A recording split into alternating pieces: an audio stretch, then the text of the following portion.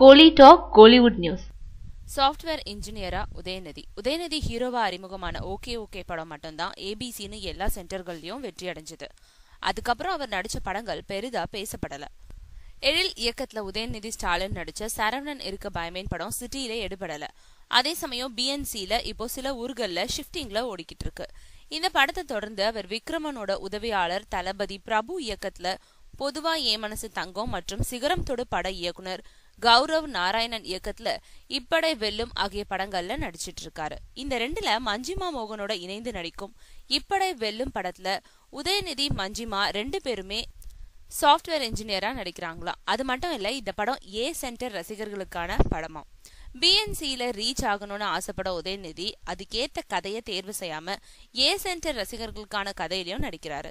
சரவணன் இருக்க பயமேன் படத்தின் மூலம் பிஎன்சிய ரீச் பண்ணவர் இப்படை வெல்லும் படத்தின் மூலம் மீண்டும் ஏ சென்டர் ஹீரோவாயிட்டாரு.